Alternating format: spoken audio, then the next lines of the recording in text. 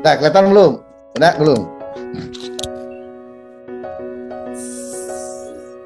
Ya. Oke, program saya ini adalah spesial figur, dan siapakah figur kita kali ini? Tentu ini bukan asing dan tentu ini sudah sangat saya kenal. Tapi karena kita lama nggak bertemu, jadi kalau ketemu juga nggak lama. Tapi alhamdulillah pada kesempatan kali ini beliau sedang berulang tahun, jadi banyak ucapan mengalir, doa-doa mengalir, harapan, dan juga mudah-mudahan semuanya nanti diberi kelancaran, karena beliau ini harus mobile Jakarta, Madura, Malang, kemudian keluar kota, bahkan ke luar negeri. Jadi ini luar biasa. Jadi saya harus belajar banyak pada beliau. Jadi beliau ini adalah CEO PT Tata Kreasi Indonesia. Kemudian beliau juga Ketua Ikatan Alumni Universitas Widya Gama Malang. Nah, di tengah-tengah kesibukannya beliau masih menyempatkan untuk Zoom meeting. Ini kita terima kasih di program spesial figur. Pak Supri, satu pertanyaan. Ya. Apa yang memotivasi Pak Supri untuk sudah di CEO, kemudian sudah di, kalau nggak salah, di pemerintahan, kemudian juga di Ikatan Alumni Universitas Widya Gama Malang. Apa motivasi Pak Supri? Ya, begini Pak Gis. Kalau semua sudah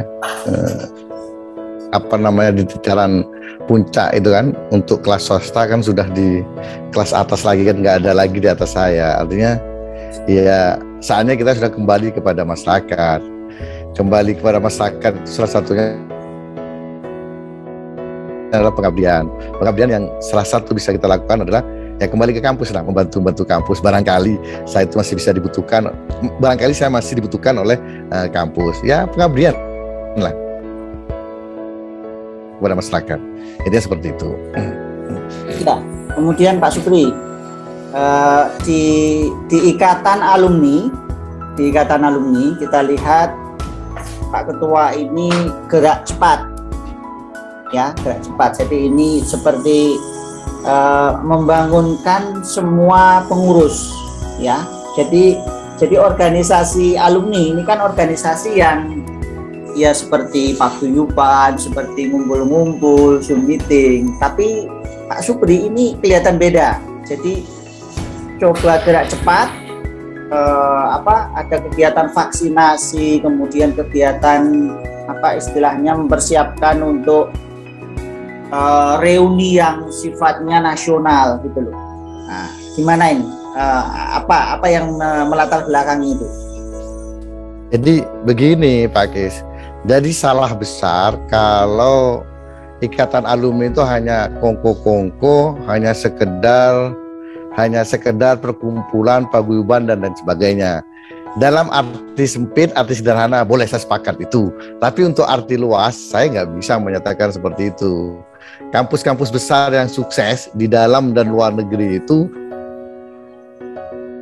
karena alumninya yang bergerak. Contoh saja misalnya di kampus saya di UI gitu, UI besar karena UI-nya besar, UGM besar karena keagamannya besar, ITB besar karena IKITB besar, Trisakti swasta besar karena Trisakti besar. Artinya tidak bisa kita meremehkan atau bahkan mensepelekan ikatan alumni atau organisasi alumni, atau kalau bahasa Pak Kis paguyuban alumni atau apa alumni lah gitu. Nggak seperti itu gitu kan.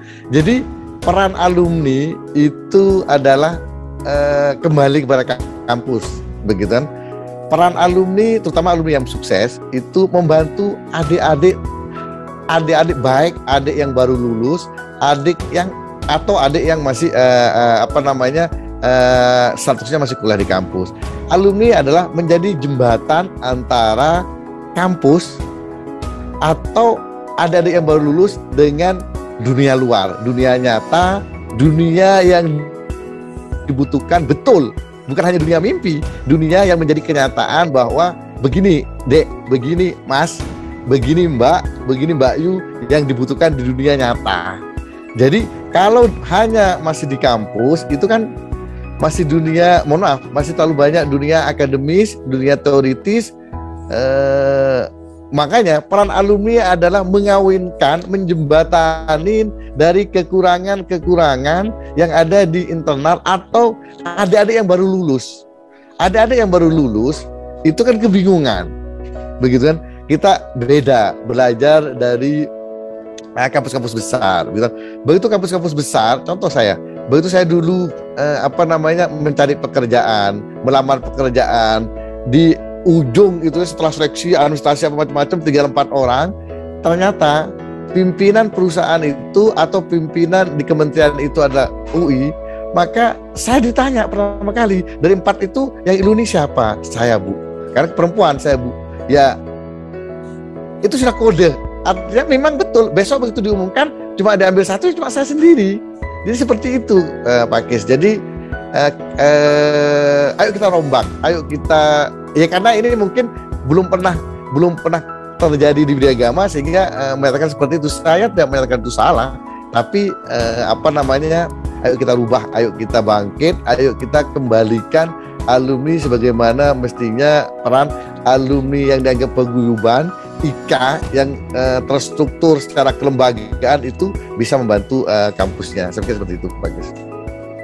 Oke, Pak Ketua.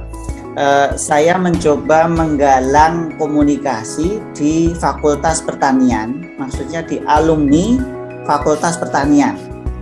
Nah, jadi saya menginisiasi, mengawali komunikasi dengan alumni kita yang ada di Papua. Itu ada, Pak Ketua ya. Itu namanya Ica Fitria, ya. Itu agronomi. Ada Mbak Upika Lartiningsih, itu THP di Pacitan.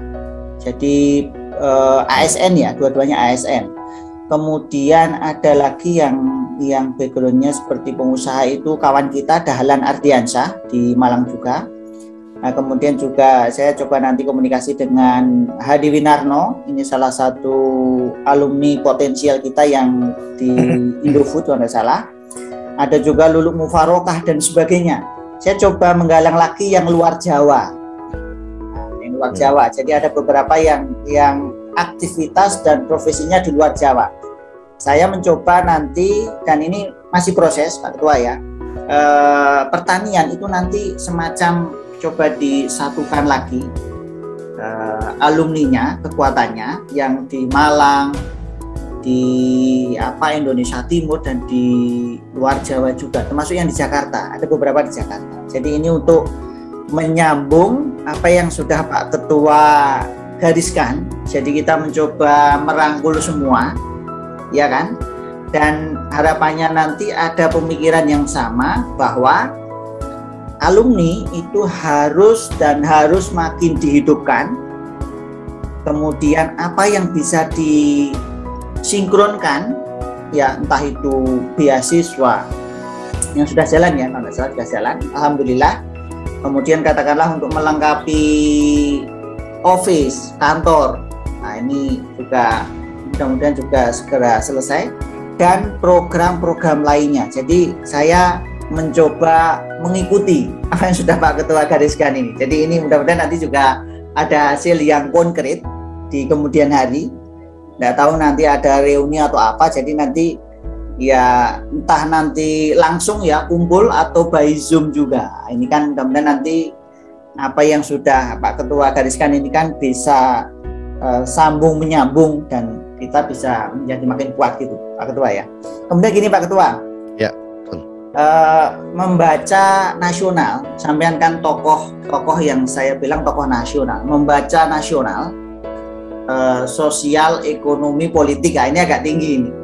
Sepertinya sekarang sudah mulai ada di masyarakat itu pandemi sudah menurun, ekonomi sudah mulai perlahan-lahan bergerak, vaksinasi terus ya jumlahnya nominalnya bertambah, prosentasenya terus naik. Menurut Pak Ketua, karena Pak Ketua juga pengusaha di Japnas juga Jawa Timur, apa prediksi lah gitu ya untuk 2022, 2023 di bidang usaha, di bidang sosial. Kira-kira bacaannya gimana? Saya pikir gini, oke, saat ini COVID-19 mereda di Indonesia. Di Indonesia, kita cepat bisa mengendalikan varian Delta, varian COVID Delta, sekitar 2 bulan kita bisa mengendalikan itu. Terima kasih kepada Bapak Presiden, dengan cepat dan tangkas sehingga varian Delta cepat landai, dan itu diakui dunia. Kita nomor 1 di dunia. Di Asia Tenggara kita vaksinasi nomor 1, begitu di dunia kita nomor 5. Di luar dugaan ya, kita cepat. Tapi ingat Mas Kis, kita jangan tertawa dulu. Ada beberapa negara di dunia ini sekarang sudah mulai naik karena ada varian MU atau nanti ada varian baru yang sudah mulai naik. Kita tertawa boleh, tapi jangan terbahak-bahak, karena menurut prediksi ini sampai Desember di Indonesia. Makanya di Indonesia ini sekarang ini lenturnya pun kita diikat. Artinya jangan sampai kita kebablasan. Kalau ini kebablasan, maka Natal tahun baru kita lebih parah lagi. Sehingga jangan sampai itu kejadian seperti itu. Sebelum nyampe itu, kita sekarang mulai perketat semuanya. Kelonggaran ekonomi dilakukan. Bagi yang level 1 50-70% silakan kantor buka, tapi protokol kesehatan, sekali lagi protokol kesehatan tetap dilakukan. Itu yang pertama. Yang kedua, mau tidak mau tetap vaksinasi harus segera. Vaksin harus segera. Tidak ada kata lain, vaksin cepat. Dan Indonesia sukses karena vaksinasi. Begitu. Di ASEAN kita nomor 1, di Asia Tenggara kita nomor 1, vaksin kita berlimpah dan kita ada. Dari 280 juta yang vaksin, ayo kita vaksin. Jangan kena hoax, untuk kekebalan imuniti, kekebalan kelompok, kita seperti itu. Sehingga tahun 2023 kita sudah bebas murni. Karena prediksi saya 2022 masih. Ingat. Tapi kita bisa mengendalikan. Artinya begini, kalau semua masyarakat vaksin, insya Allah kita bisa lah, minimal bisa mengendalikan. Karena data kemarin varian Delta yang meninggal tidak vaksin itu cukup tinggi, ya 87 atau berapa ya, kurang lebih persentasenya di WHO. Tapi yang vaksin 2 kali itu hanya sekitar 5,6 atau 5,7%. Artinya bagi yang mereka yang sudah vaksin, kita insya Allah aman. Tapi kita juga jangan lengah-lengah, tetap protokol kesehatan. Kalau itu sudah dilakukan semuanya Pak Kis, insya Allah pertumbuhan ekonomi kita sudah meningkat, karena kita hanya pertama ya resesi kita, dan setelah itu kita nggak ada lagi, kita bagus, pertumbuhan ekonomi kita bagus di dunia, dan kita terus terjaga. Memang pahit ini sama kayak jamu, tapi nggak masalah. Tapi demi rakyat Indonesia semuanya nggak masalah. Tapi makanya kita 2022 kita masih belum bisa menyatakan kita happy ending, belum, karena WHO juga masih belum merilis ini pandemi ini apakah endemi kapan. Kalau kita endemi maka kita lebih aman. Kita endemi persyaratannya vaksin 280 juta masyarakat sudah terlaksana, baru kita endemi. Itu enak kita. Artinya kalau sudah endemi kan sama kayak virus biasa, yang penting kita sudah vaksin, sudah hati-hati, dan ekonomi insya Allah tetap jalan. Seperti itu Pak Kis. Oke, sekarang yang ringan-ringan ini masih ada waktu nonton bola Pak Ketua kalau di sela-sela longgar. Oh masih ya. Iya. Yang PSG gimana? PSG masih mengikuti yang PSG atau MU? Masih. Sudah ada jadwal ke Paris ya. Di luar kesibukannya kita masih kesibukan kita nonton masih lah kita. punya prediksi. Kan hobi. Pak Ketua punya prediksi nanti. Enggak, karena saya karena nggak hobi, jadi saya cuma ngikutin aja, nonton aja, gitu, begitu ya. Jadi karena suka jadi nonton, tapi hobi banget enggak begitu. Sempat ke Barcelona dulu ya? Tahun berapa itu ke Barcelona? Wah, ya sering saya kalau ke Eropa sering lah. Oh iya. Setahun bisa 4 kali, 6 kali. Kalau klub Madura apa Pak Ketua? MU. Madura United ya. Betul iya sih, sama dengan Manchester United. Berarti ini fansnya Manchester United ya? Saya nggak fan-fanan, jadi saya ngikutin aja semuanya. Oke. Ini terakhir ya, karena jenengan mungkin waktunya juga terbatas, tapi kita sangat terakhir. Kita dulu belajar bersama di Himpunan Mahasiswa Islam di HMI dan berkader, dan kalau tidak salah kita dulu LK2-nya bareng Pak Ketua ya di Cirebon ya. Di Cirebon kita. Iya, di Cirebon ya kita ya. Habis itu terus ini ya, Pak Ketua sudah ikut di Lemhanas itu Pak Ketua ya? Di Lemhanas. Lemhanas sudah ya? Ya. Nanti insya Allah mau reguler ini. Doakan aja 6 bulan. Oke. Yang ini yang sifatnya keaktivisan. Jadi karena dulu backgroundnya aktivis ya, mungkin dulu Pak Ketua punya memori, kita dulu pulang dari Konvercap di UM, di Sasana Krida UM kalau nggak salah ya. Jadi melewati Brawijaya, jalan kaki, kemudian jembatan Soekarno-Hatta, sampai di Jalan Sudimoro. Itu mungkin salah satu memorinya. Nah, menurut Pak Ketua, karena dengan nasional, gimana HMI ke depan? Jadi melihat ya sekarang ini kan ada beberapa organisasi kemahasiswaan ya. Mungkin ini untuk merefresh saja lah Pak Ketua, yang kesibukannya harus banyak, yang di Kawika, kemudian di kepengusahaan, di PT Tata Kreasi Indonesia, kemudian harus mobile. Tapi bisa jadi sekilas 2 kilas itu mengamati pergerakan kemahasiswaan. Jadi ada HMI, kemudian ada yang lainnya, dan kita punya banyak tokoh yang memiliki intelektualitas yang luar biasa. Kita tidak perlu sebut namanya, tapi menurut Pak Ketua, gimana HMI itu bisa sebagai salah satu aset yang kemudian terus melahirkan generasi-generasi unggul, generasi-generasi yang punya integritas, punya intelektualitas, yang dia juga memiliki kemandirian, inovator ya, seperti moto kampus Widyagama menjadi kampus inovasi, sosok inovator dan sebagainya, yang wah gitu. HMI sedikit Pak Ketua.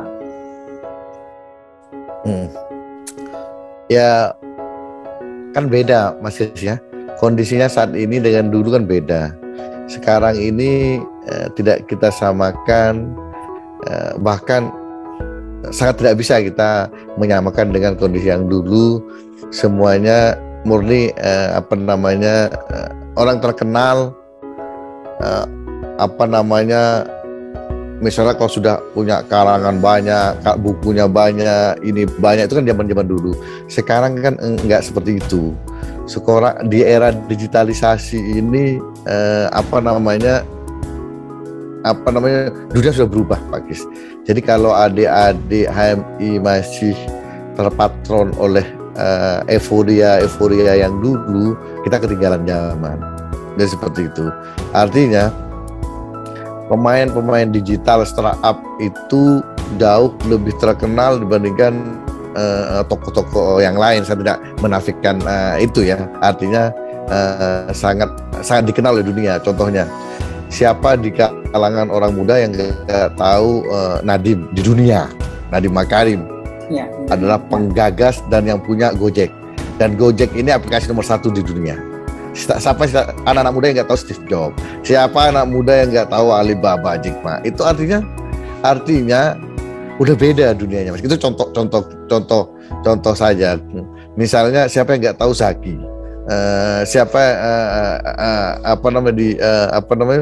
Traveloka itu Edward. Stephen. Itu kan mereka jauh lebih terkenal itu sekarang. Apa namanya? Dia punya legacy, dia punya mimpi yang bisa merubah kebiasaan dari manual menjadi teknologi. Itu kan nggak mudah. Itu yang jauh lebih mengakar, lebih dibaca, lebih dikenal orang, begitu kan? Jadi beda dengan zaman kita dulu, gitu kan? Apa namanya, kita euforia, ada Convercap, ada RAK dan lain sebagainya, itu sudah nggak laku sekarang, Pak Kis. Kalau kita tetap seperti itu dunianya, udah nggak mindset, sudah nggak apa namanya, dunia di luar tuh nggak seperti itu. Yang saya tadi katakan itu, makanya IKWG itu menjadi jembatan, menjadi corong, menjadi penginfo, informan, atau selain mata-mata dalam tanda kutip positif, ini begini, dunia sudah begini, ntar lagi kita akan nyampe ke Indonesia akan seperti ini, di Jakarta akan seperti ini. Anda kalau mau kerja siapkan A, I, U, E, O sesuai dengan kebutuhan ini itu, seperti itu, Pak Kis. Saya pikir seperti itu ya. Kalau zaman dulu bagus, apa namanya, banyak tokoh-tokoh dari HMI yang sangat bagus pemikiran dan sebagainya. Kalau sekarang ini era zaman 97 ke sini kan belum ada menurut saya. Kan sudah ya era kita lah, kan belum ada. Padahal Nadiem belum umur 40 terkenal seluruh dunia, bukan hanya dia sebagai menteri, artinya dia habis menteri kembali lagi ke Gojek, ya tetap terkenal di dunia seperti itu. Zaki balik lagi ke Bukalapaknya, atau siapa Ruang Guru gitu kan, yang startup yang sudah unicorn itu saya pikir seperti itu, Pak Kis. Sudah bukan nggak apa ya, belum sudah nggak waktunya lagi kita adik-adik nostalgia ke arah sana, begitu. Harus berubah mindsetnya seperti itu. Termasuk pola pengkaderan juga sudah ke arah digitalisasi. Kalau nggak seperti itu, ya tertinggal, tergerus, dan wajar tidak ada yang suka. Saya berikan contoh, begitu kan. Saya misalnya punya anak gede kuliah, gitu kan. Anak kan ngelihat dari patron lingkungan, keluarga dan sebagainya, gitu kan. Apakah anak saya itu nanti mau berorganisasi, bisa mau di HMI, PMI, GMNI, apa macam-macam, dengan dunia lingkungannya seperti ini, di kantor seperti itu? Dan saya pikir enggak lah. Anak saya yang kelas 3 SD aja kan dunianya sudah beda. Udah nggak zaman kayak dulu. Itu sudah nggak kurang pas, bukan nggak pas, kurang pas, begitu persis, begitu. Ya kecuali dirubah, menyesuaikan dengan era yang sekarang, insya Allah tetap eksis, begitu. Seperti itu. Dunia saya ini paham kan? Paham kan maksudnya. Jadi saya nggak bisa agak keras, tapi kan maksudnya ke arah sana lah, begitu. Ya, siap, paham. Oke, gini Pak Ketua, saya ini kan di bidang pertanian, Pak Ketua. Yes. Jadi mungkin bedanya itu sangat jauh. Perkembangan teknologi sekarang, ya, teknologi digital, ya, era IT dan sebagainya. Nah, pertanian itu bisa jadi sebagian itu masih konvensional ya, walaupun mekanisasi, mesin-mesin, alat mesin itu juga tentu sekarang sudah mulai banyak juga. Nah, mungkin Pak Ketua apa nggak pernah punya pikiran untuk melirik sektor pertanian, karena backgroundnya Pak Ketua juga pengusaha. Jadi pertanian itu kalau kita flashback ya, tahun 97-98 waktu krisis itu kan yang relatif survive itu kan pertanian. Nah, kemudian awal pandemi 2020, di saat semua sektor usaha itu harus adaptasi dengan pandemi, kita bisa lihat dan orang bisa menilai secara objektif bahwa pertanian itu yang relatif masih jalan dan survive. Jadi katakanlah orang di desa, Pak Ketua ya, dengan kehidupan yang istilahnya kalau di desa ini kan orang bilang itu kan ayam tentrem ya. Jadi menikmatilah. Jadi agak jauh dengan hingar-bingar yang di kota gitu. Nah, pertanian itu yang relatif survive, bisa bertahan. Jadi dampaknya tidak signifikan dari krisis, dari apa. Sepakat. Ya. Mungkin Pak Ketua ada pikiran atau mungkin niatan, saya nanti akan berkecimpung di pertanian misalnya. Mungkin mau yang senior-senior kita itu kan sudah bergerak di Porang ya, Mas Onding, Mas Joko Sulomo, kemudian ada teman-teman yang lain. Ada juga yang bergerak di bidang jual produk organik. Jadi semuanya produknya itu organik, berasnya organik, kemudian kedelainya organik, buahnya organik, sayurnya organik. Ada juga yang membangun usaha perdagangan, khususnya produk pertanian, tapi secara online juga. Pak Ketua ada pikiran di situ? Ya, kondisi apapun, apalagi kondisi pandemi, maka saya sepakat sekali. Yang bisa eksis itu adalah sembako, salah satunya pertanian, begitu kan, karena itu bahan pokok kita dan kita lahannya masih ada. Tapi untuk sustainable dan hanya pertanian seperti itu, hanya petani-petani seperti itu, saya juga kurang setuju kan begitu, karena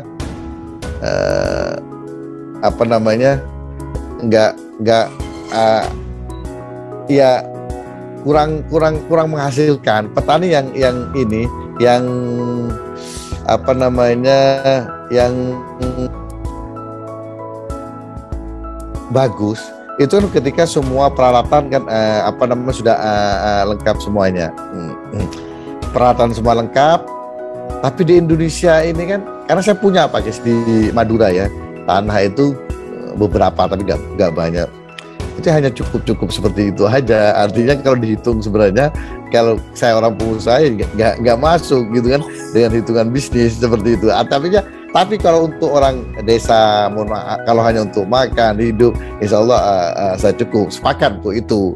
Tapi kalau untuk pengembangan bisnis, saya kok kurang setuju ya Pak Kis ya, karena saya tuh sederhana. Di Indonesia belum ada petani yang kaya. Petani ya, yang kaya itu adalah pengepulnya atau yang memanfaatkan petani, atau tunjukkan ayo ke saya apa petani yang kaya atau nelayan yang kaya. Yang kaya itu kan orang di atasnya itu. Petani jadikan alat saja, nelayan jadikan alat, pengepul atau di atasnya, atau yang bermain startup tentang pertanian, misalnya tani hub dan sebagainya, atau ikan dole apa yang di startup itu yang kaya. Kalau nelayannya ya begitu-begitu aja. Jadi di atas yang kaya, di atasnya pengepul itu apalagi itu yang lebih kaya terus begitu. Kalau namanya kita main di sektor bawah ini susah Pak guys. Ini kita bicara dunia real ya. Mungkin juga Pak Kis orang pertanian suruh benar-benar garap juga nggak mungkin mau jadi petani betul. Padahal dia memanfaatkan dalam kutip ya, memanfaatkan petani itu untuk begini. Tapi seperti itu. Beda kita dengan Australia, beda dengan di Swedia, dan beda di Belanda gitu. Beda. Kita masih belum Pak Kis. Belum. Ayo kita tata. Tapi kalau untuk ketahanan, minimal ketahanan pangan pribadi, keluarga kita cukup lah. Lumbung kita insya Allah cukup. Di Indonesia kita diuntungkan dengan suburnya tanah kita. Insya Allah untuk dimakan 1 tahun sekali hasil kita cukup. Tapi kan seperti itu. Cukup untuk anak sekolah, SD, SMP, SMA ya kayak gitu-gitu anak Pak Kis. Saya pikir seperti itu. Last question for Pak Ketua ini. Apa harapan-harapan yang akan datang? Kan ini sekarang ulang tahun ya, biasanya kan punya harapan ya, pencapaiannya apa, kemudian katakanlah mau melebarkan sayap, mau apa istilahnya, mungkin harus ekspansi usaha dan sebagainya. Apa harapannya Pak Ketua? Harapannya yang pertama sehat ya, tentunya. Sehingga kalau sehat kita bisa ngapa-ngapain. Yang kedua, tata kreasi grup menjadi besar dan launching sehingga cepat unicorn, 2 tahun unicorn, dan kita bisa secepatnya mengejar posisi Gojek dan bisa kita ekspansi ke luar negeri. Itu harapan saya, sehingga kita bisa tetap cepat dikenal oleh masyarakat. Tata Group. Saya kira itu sederhana aja. Yang terakhir adalah lebih banyak untuk mengabdi terhadap masyarakat, apa yang kita bisa bantu begitu. Harapan untuk Ika Wiga? Ika Wiga, harapannya Ika Wiga harus besar, gitu kan? Harus kita jadi leading di Malang, kalau bisa di Jawa Timur, sehingga menjadi organisasi alumni yang hebat, diperhitungkan di kancah nasional. Saya nggak mau saya memimpin apapun kalau cuma sederhana atau biasa-biasa saja, saya nggak mau. Ya sama lah, saya tidak sombong. Bedanya 6 bulan lalu Ika Wiga dengan sekarang sangat berbeda, gitu. Dan Ika Wiga bisa membantu kampus dan Widya Gama menjadi kampus digital. Harapannya seperti itu. Oke, terima kasih. Spesial figur hari ini menghadirkan Pak Muhammad Supriyadi, STMT, CEO PT Tata Kreasi Indonesia. Mudah-mudahan di hari ulang tahunnya yang sekarang ini makin sehat, keluarga juga makin sehat, usahanya juga makin besar, organisasi yang dikembangkan juga makin besar, Ika Wiga juga makin besar, dan nanti ada pencapaian yang lebih besar lagi di kemudian hari. Dan mudah-mudahan insya Allah nanti di tahun yang akan datang, pas ulang tahun juga, kita bisa kembali sapa Pak Ketua, ya mungkin dengan pencapaian yang sudah lebih besar. Barangkali mungkin sudah punya klub bola MU, Madura United. Ini kan nanti bisa luar biasa nanti. Jadi ya, ini kita terima kasih kepada Pak Ketua. Gitu aja. Kita terima kasih. Oke. Nanti kita bisa. Terima kasih ya. Kesempatan. Oke, saya lanjut aktivitas soalnya. Terima kasih. Waalaikumsalam warahmatullahi wabarakatuh. Salam ya. Oke, saya live ya. Terima kasih.